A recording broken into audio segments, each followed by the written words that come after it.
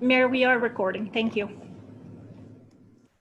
All right, thank you, Paula. And again, welcome everyone. It's Tuesday, August 18th, 2020. We apologize, we're a few minutes late. It's about 7:13, just transitioning from one meeting to the next. This is the city of Cottonwood Heights. It's our business meeting for this date. The first thing I need to do is read a determination of why we're online. And this determination states that pursuant to Utah Code annotated 52-4-2044, the city's mayor, as the chair of the city council, hereby determines that conducting the meeting of the city council on this date at an anchor location presents a substantial risk to the health and safety of those who may be present at the anchor location. It is well recognized that a global pandemic currently exists related to COVID-19 coronavirus, which has the potential to overwhelm Utah's healthcare system. Therefore, due to the state of emergency caused by the global pandemic, I find that conducting a meeting at an anchor location under the current state of public health emergency constitutes a substantial risk to the health and safety of those who may be present at the location. Thank you, everyone. Again, I've asked Scott Jurgis, our Administrative and Fiscal Services Director, to lead us in a Pledge of Allegiance, and I'll try not to stand in front of my camera this time. Everyone could stand. I pledge allegiance to the flag of the United States of America and to the republic for which it stands, one nation, under God, indivisible, with liberty and justice for all.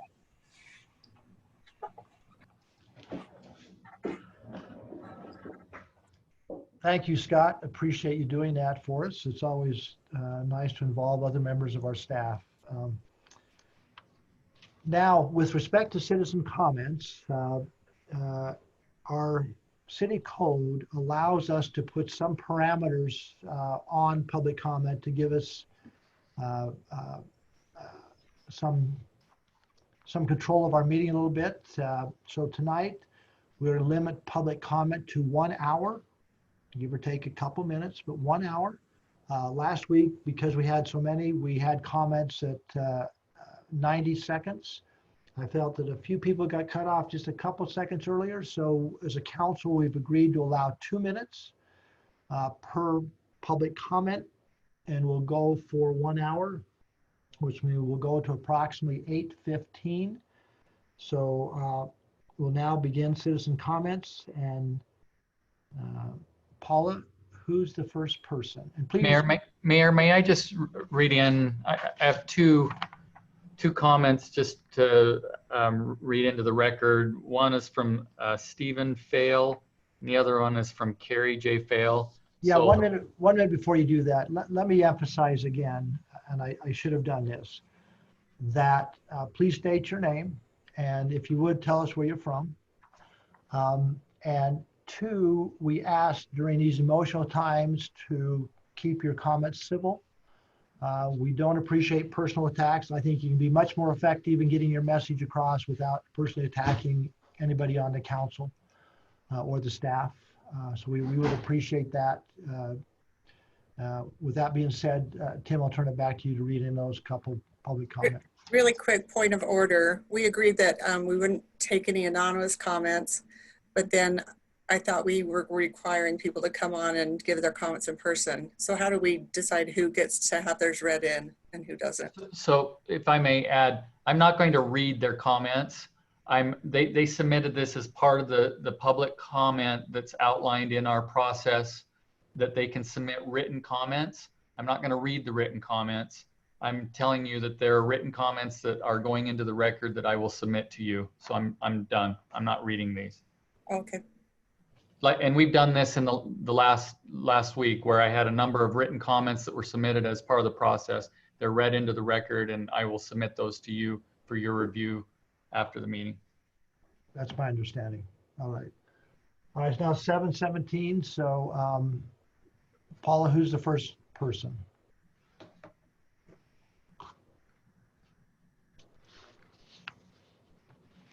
Thank you, Mayor. The first person is Raven James. Go ahead, Raven. Can you guys hear me? Yeah, go ahead, Raven. Hello? I can hear you. Hello, can you hear me? Yes, we can. Go ahead, Raven. Okay, sorry, this is Aaron James. This is Raven's dad. As you guys are well aware, 2 years ago, my son was shot and killed in the back. And I was listening in on the business meeting this afternoon, and I would like to thank the council members for questioning the speed of the process. There were some really great comparisons there. So on behalf of the James family, we are appreciative of that support. You know, taking a month to run this investigation seems awfully slow. Secondly, I guess, Mayor, we were asking, you know, where do we go from this point? We're going to get, as I understand, you're going to get a review completed by the district attorney with assistance from the AG's office. And to be completely honest with you, our faith in Attorney Gill's office hasn't been that great. And we're going to formally request that Cottonwood Heights move forward with a third-party investigation, such as the former police chief in Salt Lake City, the Center for Policing Equity, can put together. We feel like introducing a third-party process for investigating Cottonwood Heights Police Department's behavior on August 2nd and earlier would I think would provide a more transparent process for the public in Cottonwood Heights. That's the end of my comment. Thank you. Thank you, Mr. James. We appreciate that feedback. Paula, who's next?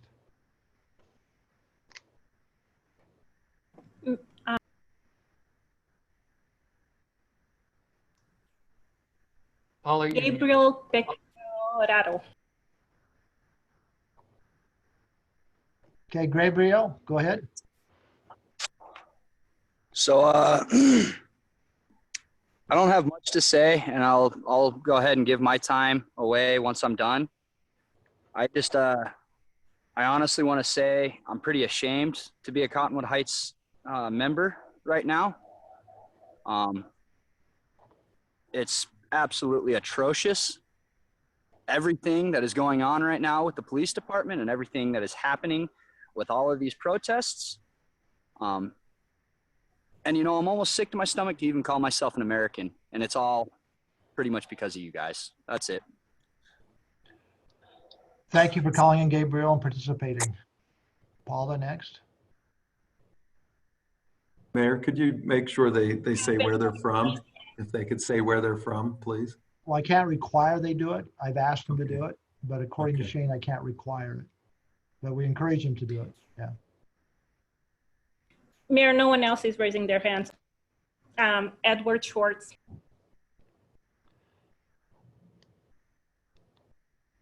Ed, go ahead.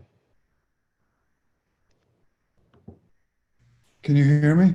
There you go, Ed. You're live. Go ahead. 2 minutes. Robert F. Kennedy put it together very well with his words. He said, "Only those who dare to fail greatly can ever achieve greatly."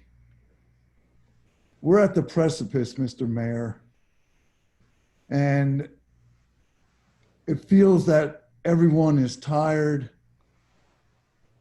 getting knocked out, and what the city and the people of the city are searching for now from you and our council members is to take the leadership role that we have empowered you with and trusted you with.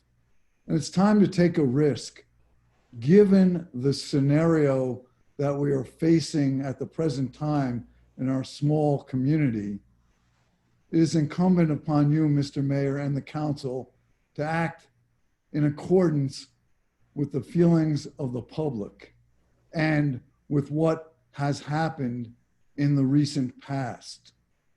It is time for you and the council to suspend Chief Robbie Russo until an external independent investigation is conducted in relation to the conduct of the Cottonwood Heights police force. It is really that simple. And honestly, that is what leadership is about. And we have trusted you with this, but many people feel that it's not happening, that everyone is just protecting our chief. Let's suspend the chief with pay, without pay, that doesn't matter, but let's suspend him from his job right now because of the conduct that has occurred under his leadership, or should we say lack of leadership at the present time. Because right now it's time to take the bull by the horns, and we're sitting at the precipice. We're either going to make it or not make it. And the decision. All right, Edward, thank you. Your time is up. Appreciate it. Thank you. Next is Eric Cran. Welcome, Eric. You're muted, Eric. Trying to get it on. There you go. You're live, Okay. Eric. Go ahead. I'm Eric Karan. I'm in District Number 4. Let me just read really quickly what I wrote for this meeting. We mandate every house to have off-street parking. We require all businesses to accommodate ample off-street parking. Our residential streets provide massive space for parking on both sides of the street, which for the most part remains vacant. And our current budget allocates significant sums of money to further pave even more parking lots while it defunds sidewalks. I strongly oppose the use of residential parking permits that create quasi-private parking lots at the cost of us all. If the city and community feel the need for such arrangement, we would all be best served by privatizing them and using the money to upgrade alternative transportation facilities. Next, it is okay for members of the city council to openly disagree about issues and vote according to your own personal views. You are the political body, and as such, you reflect our community's diverse views. However, police reform must start by removing open political leanings by the department in general and the Office of Chief of Police in particular. CHPD is charged with carefully balancing individuals' rights with the community's safety, health, and welfare with as much impartiality as possible. Chief Russo, by acts of his own volition, has politicized his department through legal suits against one member of this council while contributing to political campaigns of other members. As such, it is clearly impossible for Mr. Russo to perform his duty as head of the department without giving rise to serious concerns as to his personal bias, tipping the scales of justice. Thank you for your time, and God bless. Thank you, Eric. Paula, next. We have Ellen Byro. Ellen, welcome. Thank you. Thank you. Well, my comment is in regard to the AJ Rock proposed PDD. I am very opposed to the high density of commercial mixed use, thousands of new parking spaces coming into our city, bringing more car traffic onto our streets, and the PDD allowing for light pollution instead of honoring the Cottonwood Heights Dark Skies Initiative. Without the alternative transportation options promised in the 2005, 2015, and 2019 Cottonwood Heights approved city plans, this PDD flies in the face of the agreed upon development of our city. Cottonwood Heights 2005 General Plan 1.4 through 2.2 reads, and I quote, "Consider developing small area plans for canyon entrances that cater to canyon users, but do not increase traffic in adjacent neighborhoods," end quote. Another quote, "Cottonwood Heights should be a place of safe streets, including spaces for people to walk. Transit service should be frequent and efficient and connect residents with regional transit lines for access to outerlying destinations," end quote. The 2015 Fort Union Master Plan further guided our elected officials to do the same within the Fort Union Boulevard area and directed a city hall to be built where the huge Reams parking lot has sat empty for decades. Whereas in 2017, the city council turned right around and abandoned those approved plans to build a city hall in an isolated place across from Brighton High School. Our current city council majority has improved traffic signals for the benefit of vehicular traffic on Fort Union Boulevard, which continues to induce demand of vehicles into our neighborhoods. Fort Union has become a death trap for bicyclists and untenable for pedestrians because it has too few crosswalks and cars traveling at too high of speeds. The city council needs to study those approved plans that we already have in place, and they need to survey their residents and understand what they want for both the north and south gravel pit reclamations. Please stop, look, listen to your Cottonwood Heights residents instead of the moneyed landowners. Thank you, Ellen. Thank Appreciate you. your comments. All right. Mayor, next we have Calvin Colmore. Mr. Colomar, welcome. Thank you. I appreciate the opportunity.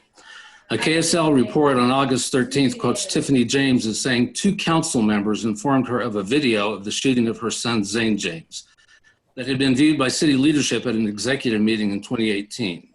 As Councilmember Bruce's attorney already confirmed in an article in the Deseret News, she is one of the 2. 3 council members have signed affidavits they have not seen such a video, which means Councilmember Michael must be the other one who has confirmed the existence of the video to Ms. James. Allegations of this nature are incendiary. If indeed the viewing of this video happened back in 2018, why is it just now being brought forward? If Councilmember Bruce, as her attorney said, felt state code compelled its disclosure, why did she not disclose it when the DA was actually investigating the shooting? To accept the statement of these 2 council members that such a video exists requires the public believe that the mayor, 3 council members, the city attorney, the city manager, and many others are colluding to hide the existence of this video. Even the most ardent conspiracy theorists would find that a stretch of the imagination, given the long-standing reputation and integrity of these people being so accused. If council members Michael and Bruce are going to stick by their story that they saw such a video, it is time for them to provide evidence that it exists.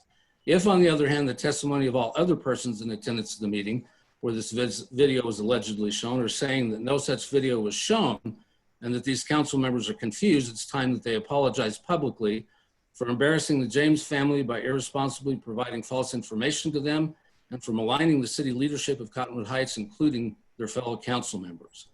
As elected officials, there's an expectation that your actions would be in the best interest of the city, that you should be truthful in your statements, and that you would work within appropriate channels. The failure to do this or to do any of these things has damaged the credibility of these 2 council members to the point that their resignation would be the most honorable thing they could do at this point. Thank you. Thank you, Calvin. Next, Paula. I have Sean Ferry. Sean? Yes, can you hear me? Yes, you're on. Go right ahead. Thank you. I appreciate the time. I'm here once again to speak on behalf of the Cottonwood Heights Police Department. I am proud to be a member of Cottonwood Heights, and I'm proud to be an American. I am very disappointed with the protesting and things that have happened in recent days. It has brought embarrassment to our city. It's made us look more like Minneapolis, Portland, Seattle, and some of the places where this type of unrest is. I'm all for sharing opinions, freedom of speech, and those kinds of things. But what has happened recently has not brought unity to our city. It has done nothing but polarize our city. Now, I am thankful to have our police department. I support Chief Russo. Mr. Schwartz recently said here that we are on a precipice, and if that's the case, I don't believe it's the precipice he's thinking it is. If we start messing with our police department, suspending the chief, doing things which cause more damage to our city, that will not help and it will not solve any problems. The media reporting has been quite one-sided. Only one side of all of the stories here are being told. and it is not accurate. And so a misperception is being given to the public at large. There's more to the story, and I want to go on record and have that noted. There's a silent majority that is not being recognized that is not happy, and I speak for them. Again, it's Sean Ferry. I'm in District 3, Tallies District. Thank you. Thank you, Sean. Appreciate your comments. Paula, next. Tracy Leffelt. Tracy, you're on. Hello, this is Tracy Layfelt. I too am proud to be an American, and I believe that there's a reason that the First Amendment is first. I believe that the protesters on August 2nd gathered together to petition for a redress of their grievances, just as it says in the First Amendment. And anyone who's watched the videos of what happened knows that something was seriously wrong with the way the police reacted to that. I believe that when you see something that's not right, you should say something and you should do something. And I am asking the City Council of Cottonwood Heights, the mayor, the city manager, what are you waiting for? It is time to drop the charges against the protesters.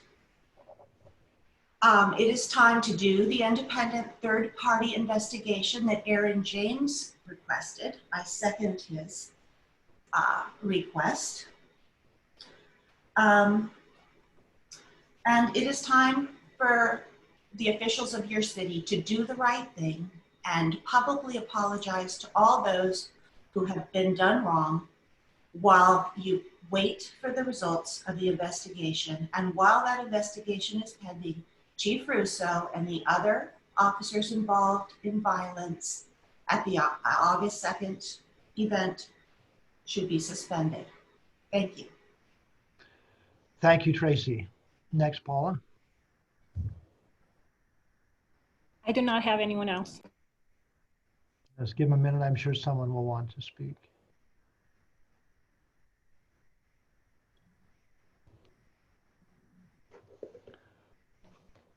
No one else wants to speak? All right, we'll wait 30 seconds and we'll close public or citizen comments.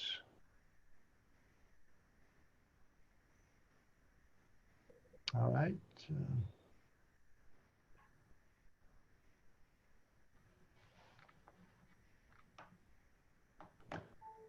All right, we'll close citizen comments and we'll now move to staff reports. Before we do that again, I want to thank those who called in, took the time to figure out how to get in on Zoom, and we appreciate that, and for your comments. We take them all seriously. If you listen to other parts of our meeting, you understand much of the subject matter that was discussed is things we'll continue to process, and the council will be involved in determining that direction. So again, thank you for those comments. Scott Georges, let's talk about our preliminary quarterly financial report. Okay, thank you, Mayor. I'm going to share my screen.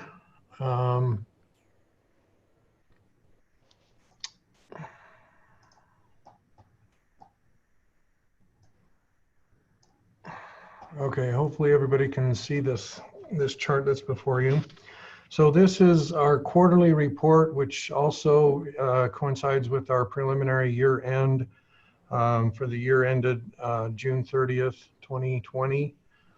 We have most of our data at this point in time, and I'll kind of go through what we're waiting for still, excuse me, and where we kind of sit at this point in time. So starting with our sales tax, you can see that this is through May. Later this week, probably towards the end of the week, either Thursday or Friday, we should receive our final sales tax numbers. And I haven't heard anything one way or another on what those are.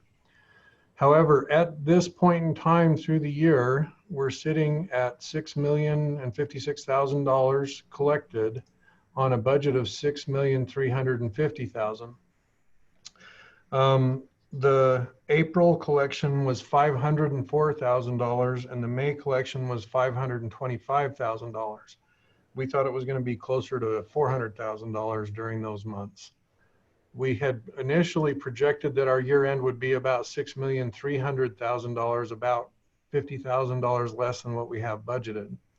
However, with our average monthly, most recent months being a little bit better than $500,000, we've kind of used $500,000 as the placeholder to say we figure we'll get at least $500,000 in June, which would put us approximately $200,000 over our current budget of $6,350,000. So that's a pickup of about $250,000 over our initial projection, $200,000 over our budget for the year. So that's a good thing. Again, when I get those numbers, hopefully I can get them in time to be able to give them to Tim to send out in the weekly council communications on Friday. Going to the county option highway transportation sales tax. This is an amount that is distributed to us to utilize for, pardon me, for roads and or trails and other transportation type items. We had initially budgeted 600,000. It's approximately a tenth of what our sales tax is. Do you have any chart for that? Can you not see this? It hasn't changed on our screen. It didn't. Well, interesting, isn't that? Let me see what I can do about that. Because I don't know why that would be.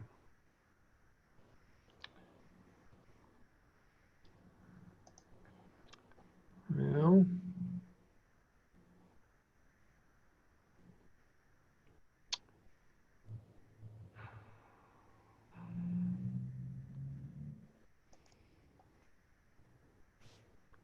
let me see if I can figure out why.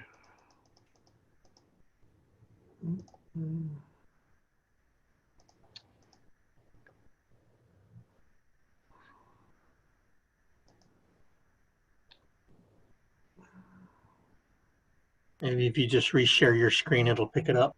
Yeah, I can't seem to find that either. I don't know what happened here. You want me to disconnect you and try again? Yeah, let's do that.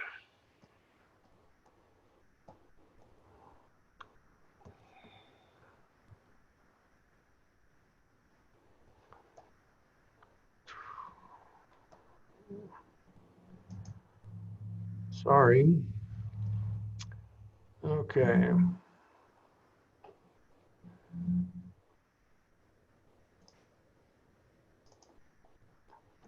Okay, so what you should be seeing right now is the council monthly graph for sales tax.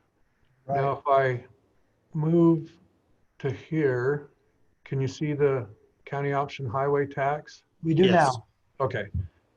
That was weird. I've never had that quite happen like that before. So sorry about that. So this is the new tax that just started this past fiscal year. It's approximately, it's a tenth of a percent basically, which is a tenth of our sales tax, but it's split out a little bit differently. You don't get the 50-50 share.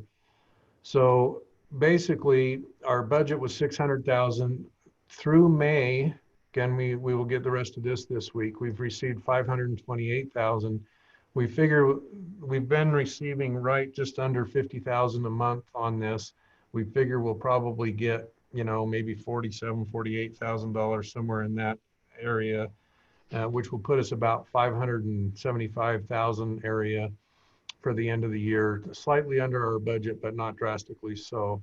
But that's what we expect to see on this particular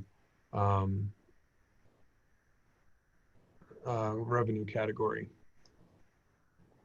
Did it flip over to municipal energy tax? Yes. Okay, good. So on the municipal energy tax, This over the past several years has had a slight decline in each of the years, about 100,000 here, and then not much. It was very close to 2019 for 2020. We've received everything on this particular revenue line item for the year. We've ended at 1,987,000. That's a little bit below, about 63,000 below our budget. The budget for the current year, we put 1,950,000, which kind of follows that trend line that we're seeing. Probably a little bit more in line of what we're going to actually see for the current year. But we had been anticipating this as we went through the year, that this might be slightly below what our budget was. So it's not a surprise of where we ended this. The next item is our cable franchise tax. So cable franchise tax, we had budgeted 325,000. We had received 325,000 in 2019, and we've received almost exactly that, 324,000 and some change in for 2020. So we're barely below budget. The trend has been slight reductions in this particular revenue category, where for our current year budget, we budgeted $310,000. So it may be just slightly below this 324,000 that we received this year, but not drastically so. Pardon me, but this is that's what we're seeing for that line item. So the Class C roads, and I think I reported on this about a month ago or so, that we've received 12 periods of this revenue. The revenue that we received for the year was $1,290,000 on a budget of $1,240,000. So about 50,000 ahead of what our budget for the year was. During the past several years, we had seen slight declines. This particular year was almost $70,000 decline. We had actually been predicting it might be about $1.2 million for our ending at the end of the year, and it came up. This revenue is largely driven by the gas tax that's associated on a per gallon of gas basis, and then spread out based on, I think, on population, if I'm accurate on that. So it's a little hard to predict this because it's based on statewide gas sales. So we're not really sure what caused this increased bump here. For the current year, we budgeted at $1,210,000, which kind of follows the trend that we've been seeing of things flattening out a little bit here. We'll see, keep an eye on this and see how it comes in. This comes in every 2 months, so it comes in 2-month increments, and hopefully we'll get that and be able to report back on that and show you what we think is going to happen with that soon. For the next item is our general fund expense trend, and this is year to date through basically today. I think I made this graph yesterday or the day before. There may be just a handful of expenditures that may continue to come through, and these are unaudited at this time, so it might change slightly from what this is. But we have about $16,939,000 of expenses on our budget of $17,588,000. Now you might think, oh, well, we're way over budgeted, but to put it into perspective, that's about 3.7% under our budget. And we put a challenge out to all of our directors when the COVID-19 pandemic hit to try and underexpend their budget wherever they could. They did that, and we saw our projection of our expenditures when I was first putting this together in early April to May, was that our expenditures would be about $17,138,000. And so you can see that our actual expenditures ended up being about $200,000 less than that. The 200,000 represents almost 1% of revenue in terms of a percentage point. So being 3.7% below budget, if we took that 1% percentage point off of there, it would probably put us more in the 2.6 to 2.7% range of being under expended in our budget, which is a little bit more ideal for us when we can't overexpend our budget in categories. We have to underexpend. And that's, from my perspective, a pretty good place to be. So being at 3.7%, keeping in mind that we gave that challenge to our department directors to bring their expenditures in under budget, I think is a good thing.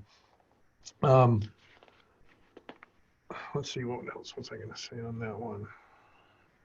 I think that's all I was going to say on that particular slide. I appreciate the directors and the others who did that very much. Yeah, they did a great job because they brought it in really well. I think they did a pretty good job with that. So Scott, are you ready to give us a rough idea then of what the overall under expenditure is for the 2019-2020 fiscal year? I am, and that's right here on this piece of paper right here. So this is a council meeting, not a softball meeting, Mayor. Yep. So this first line is our projection of where we thought we were going to end when I put it together and sent that out with a tentative budget. And that was that we would end our fiscal year with about $3.8 million of actual fund balance with about... Can you blow it up a little bit? Yeah, let me... That better? Much, much better. Yeah, thank you for letting me know that. So I thought we would end about $3.8 million with leaving about 2.1 roughly available for appropriation for the next year. That was with the information that we had. You can see these numbers over here are going to be our budgeted numbers. So 20 million of budgeted, 20.7 million of budgeted revenues, 17,558 of budgeted expenditures. We always have some variance from that, mainly in expenditures, but also in revenues, and that combines to this expected revenue or underexpend variance. So we narrowed that down a lot, mainly because we thought our revenues were going to come in shorter than what we thought that they would. As it turned out, our revenues came in just fine, and so the difference between this 132 and this 852 variance on where we ended up is largely made up of two items. One, and this is using about $500,000 as the projection for our sales tax for June, and so this could vary just slightly from this based on what we get at the end of the week here. But it's mainly $520,000 of additional revenue that we weren't expecting, that we thought would be down as a result of COVID-19. And then an additional $200,000 of expenses that we're able to take advantage of through reduction efforts by department directors. The 520 is made up by a combination of several items. It's got sales taxes, energy taxes, license and permits, and a little bit in some grant items that came through. So that's all good news. So the good news is that at the end of the year, instead of having $3.8 million available to us, we ended up with $4,570 roughly available total fund balance, which raises the amount available to spend to 2.8 million from about 2.1 million. So our original budget, again, that we've adopted for the current year shows that 3.8 million that we were initially projecting with our budgeted revenues and expenditures, showing that we would be down to about 3,141,000. By the time you take out different reserves and other things that we have there, it puts us to the point where we would have about 785,000 available to us, and that was according to our budget documents. In addition, our reserve for paid time off came in a little bit better than what we had budgeted before.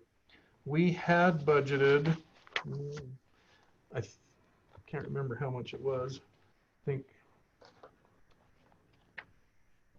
we about had 500,000. It was 580, I think, thousand, something like that, 560. somewhere right in there. And our new amount for the current year is 513,628. So are you saying the actuarial number liability changed? Yeah, it changed to our benefit by about $44,000. And so that's a good thing, which shows that we might be reaching that point where we're kind of at the peak of where this, this liability will go in the future. It'll go up a little bit based on overall earnings average, but it looks like in terms of in terms of leave balances of hours, maybe we're about in a plateau area, which would be a good thing, and kind of makes some sense when you look at the longevity of the city and where we are and the longevity of employees within that and everything and how that works. So we're a little bit better here in our final ending fund balance than what we thought we would be again. And then when you take into account the extra 720,000 that we have there, it puts us in a very good position because now we've got about 1,428,000, and that's the 829,000. We got 929. This should be 829 right here, but I can't seem to add my numbers right. Sorry, I was doing this afternoon. And then plus the $600,000 of anticipated underexpend and or additional revenue that we may get as we go through the course of a normal year. So that's how we go from what we had in our projection of about, I think it was about $750,000, give or take a little bit, to being at probably having about $1.4 million available at the end of the current year. Now, this has a reduced revenue in our sales taxes of about $600,000 from what we initially had budgeted of $6,350,000 down to $5,750,000. Based on the current recent history, and I'm only talking about the last 3 or so months, I don't anticipate that we're going to realize that much of a drop in our sales tax revenue, because that, if you remember, we anticipated we'd probably get hit by about 100,000 per month for roughly a 6-month period, maybe a little bit more at first, and then tapering off. But it just does not look like that's going to be the case. I can't see into the future and say, you know, what's going to happen there, but it's something we definitely want to watch. If we did not see that reduction and just added back the $600,000 to take us to $6,350,000 of net budgeted sales tax revenue, which will probably be about 150 to 200,000 less than what we'll probably receive in the 2019-2020 year, it would put us in a situation where we would likely end the year much, much better than what we initially anticipated. Instead of being down in, you know, the 3,141,000, we would probably be more like in the 4,465,000 ending fund balance with, you know, available fund balance to spend of 2,700,000. So that's quite a swing from, and that's not, this wouldn't be budgeted. This would be after under expend and other things in there. So another 605 off there, you'd be a little bit over 2 million in actual budgeted available ending fund balance without taking into account under expend projections. So basically what I'm saying is I don't know that we'll be as bad off as what we initially budgeted.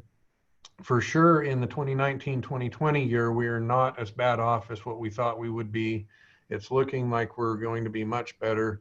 This projection, just for notes, on this August 19th projection here, this line here, this includes everything year to date that we have, plus $500,000 of additional sales tax type revenue that we will receive for June. So if that alters from there, then that would alter this projection a little bit. But I think we'll probably receive slightly more than $500,000 if I was taking a bet on that between the two sales tax related revenues that we're going to get. So I think it's a relatively safe assumption. The only part that's a little bit more risky is what's going to happen here with sales tax revenue going out into the future. We just don't have a crystal ball to know what's going to happen in, say, September or something like that. We'll have to wait and see what's going to happen. But I just don't think it's going to be as bad as what we initially adopted as our budget. Hey, Scott, I have a question. Yes. Is it the dynamics of the businesses that we have in Cottonwood Heights? We talked about not having a lot of the hotels and things that got hit especially hard.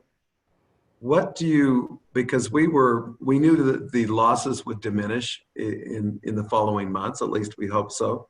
Mm-hmm. What do you think, how do you think we dodged a pretty big bullet in this COVID-19?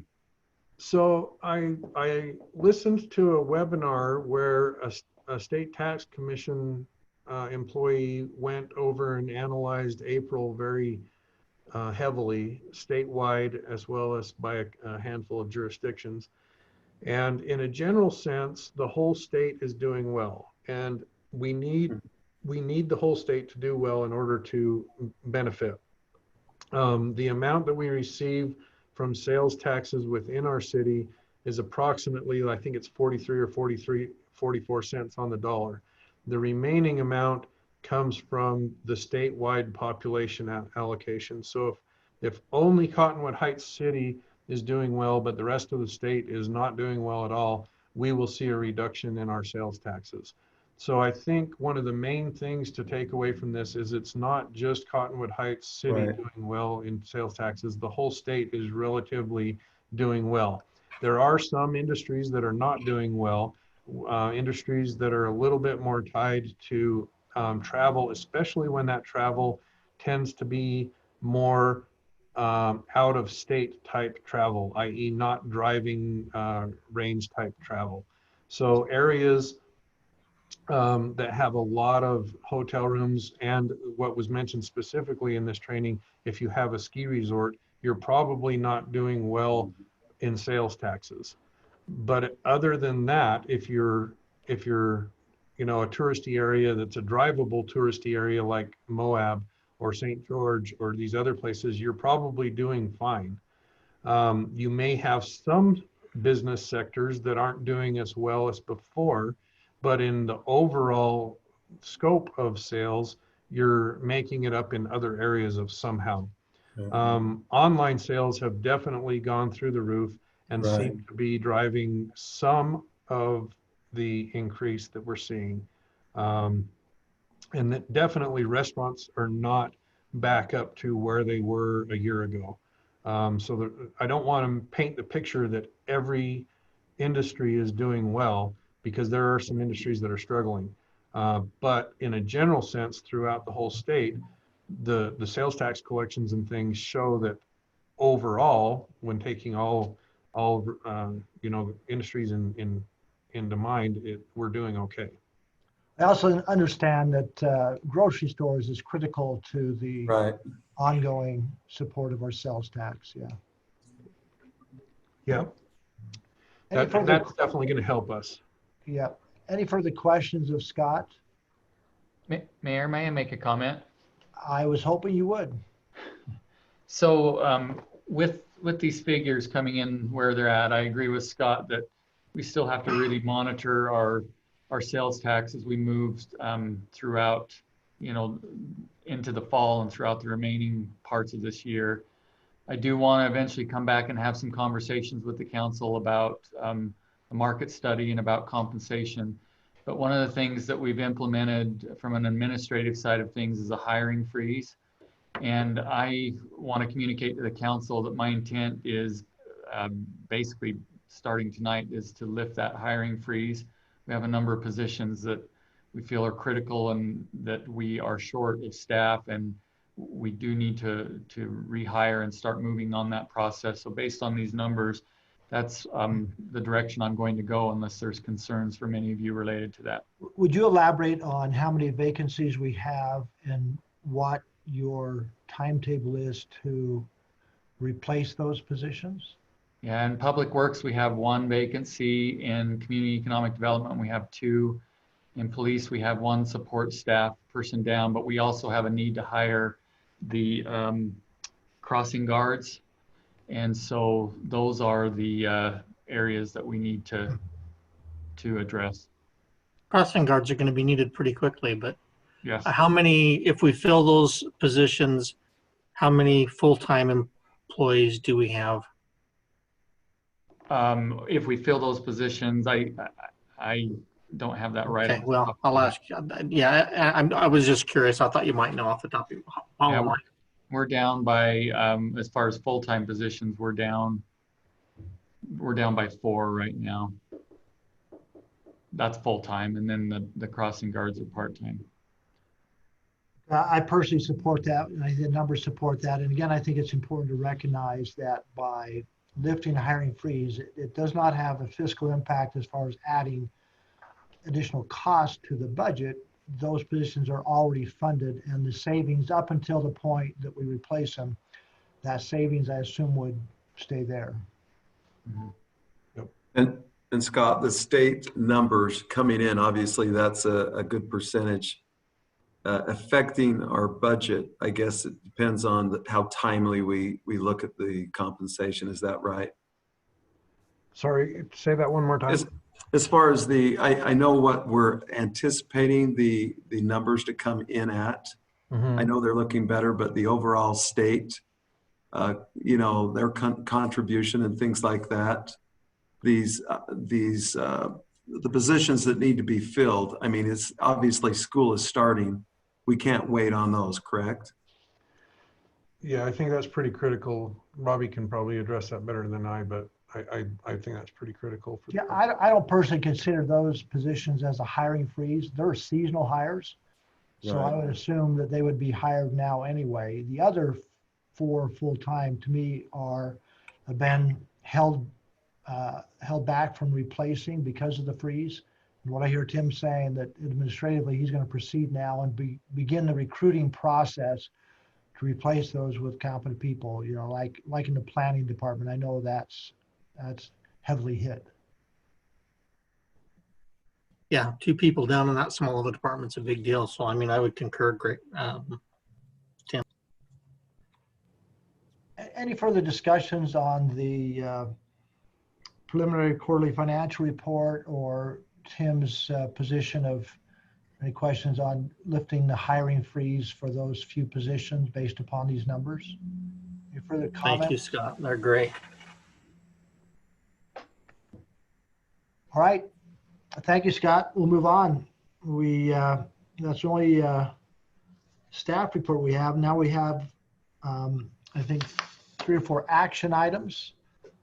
The first action item for your consideration is declaring certain property surplus.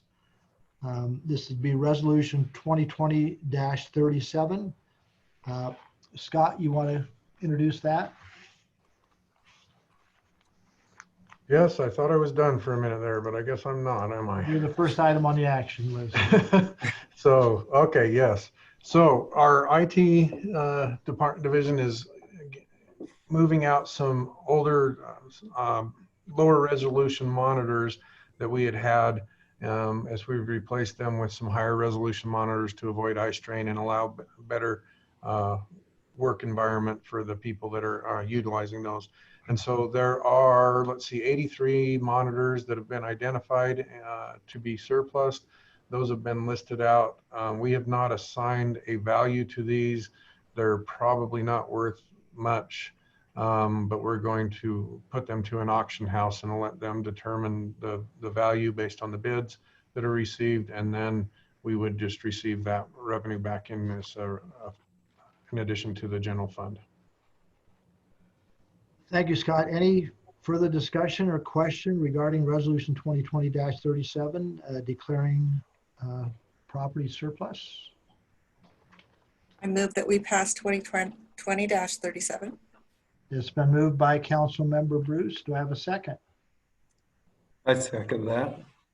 Seconded by Council Member Peterson. Any further questions or discussion?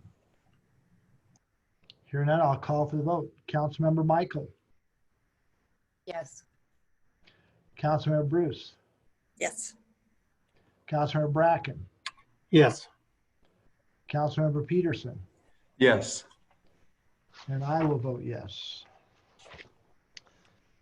The next item for action is Resolution 2020-38, adopting the 2019 Salt Lake County Hazard Mitigation Plan. Paul, you want to introduce that for us, please? Sure, Mayor. Mayor and Council, thanks for the opportunity to bring this before you tonight.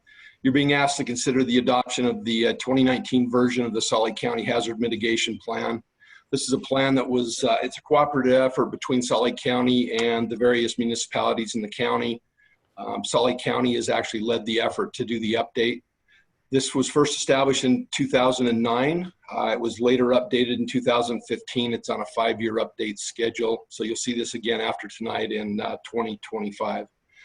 Salt Lake County actually contracted with an outside provider that does this type of service to review and draft the final document. As part of that process, they held planning meetings with the various municipalities and partners within the Salt Lake County. We had the opportunity to attend. City Manager Tim Tingy, Matt Shipp, Mike Johnson, Julie Such, and myself all had the opportunity to attend these planning meetings. Julie and I then went on to meet later with the contractors to discuss specifics, and what you're being asked to consider tonight for adoption is the result of those efforts on a countywide basis. Each municipality and the county themselves are going to be asked to adopt this, and it'll become part of the Salt Lake County plan. With that, there is a copy of the entire plan available on the Salt Lake County Emergency Management website. It's about over 300 pages, not including the annexes. So that is available for review, and I would ask that you adopt the plan. Also, I understand that this plan was paid for and developed through a grant, and there's no fiscal note to the city, correct? That's correct, Mayor. Thank you. Any questions of Paul regarding this plan? Nope, I would take his suggestion and thank him for his work on this. He does a great job with our emergency preparedness and hazard stuff. But I'd move that we approve Resolution 2020-38. I concur with Councilmember Bracken and second that motion. Okay, it's been moved by Councilmember Bracken and seconded by Councilmember Bruce, which includes words of appreciation to Paul. So thank you, Paul. With the move in a second, I'll call for the vote. Councilmember Peterson. Yes. Councilmember Bracken. Yes. Councilmember Bruce. Yes.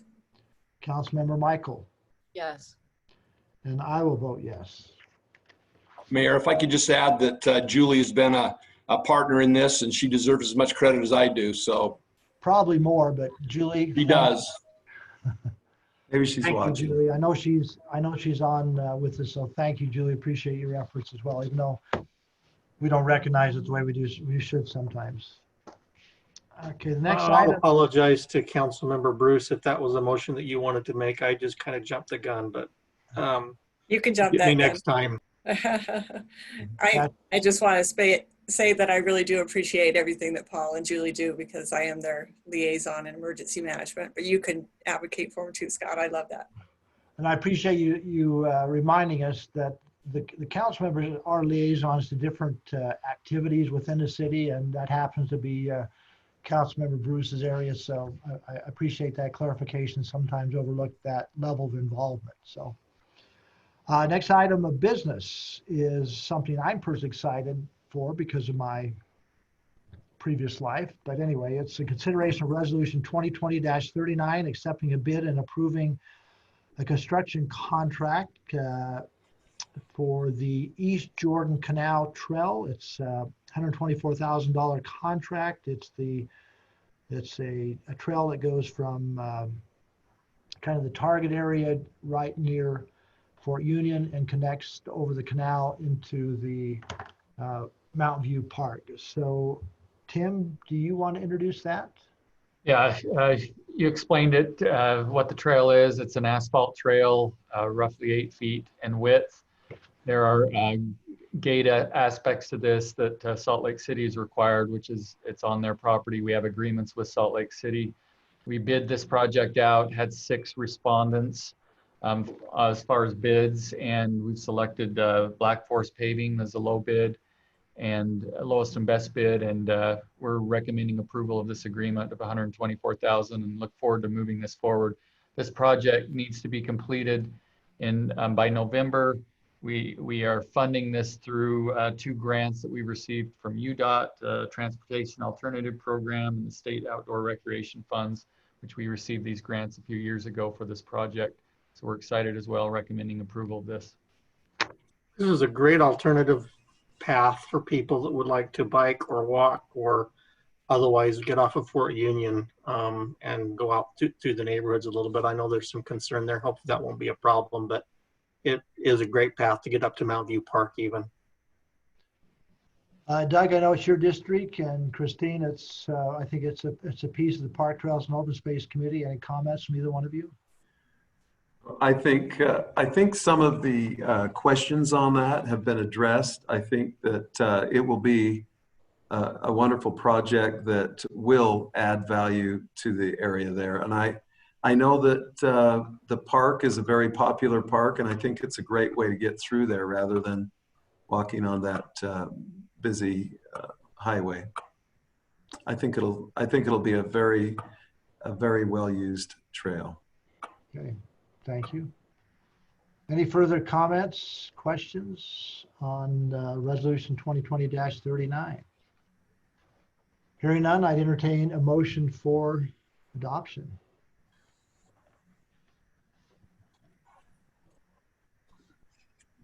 I move we approve Resolution 2020-39. It's been moved by Councilmember Peterson. Do we have a second? Second. Ah. Tie goes to the runner. We'll go with Councilmember Bruce on that one. All right. Any further discussion? Hearing none, I'll call for the vote. Councilmember Bracken. Yes. Councilmember Bruce. Yes. Councilmember Michael. Yes. Councilmember Peterson. Yes. And I will vote yes.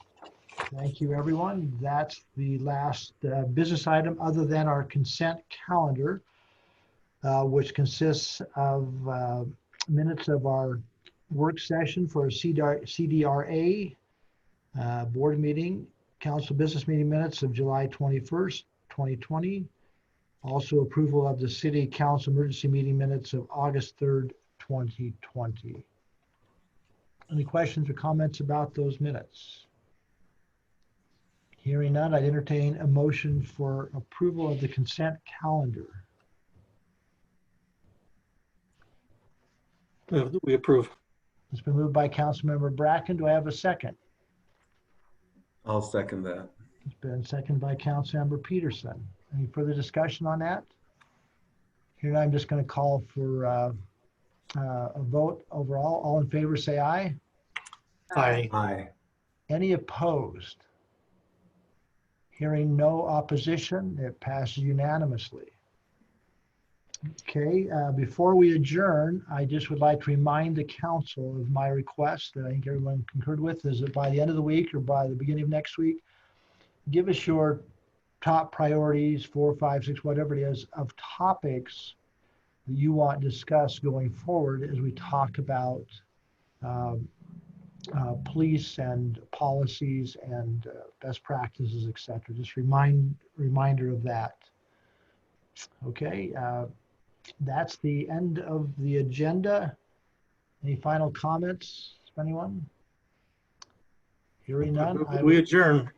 Okay, it's been moved by Councilmember Bracken. We adjourn. Do we have a second? Second. Second by Councilor Bruce. All in favor, say aye. Aye. Aye. Okay, no opposition. We're adjourned. Thank you, everyone. Be safe.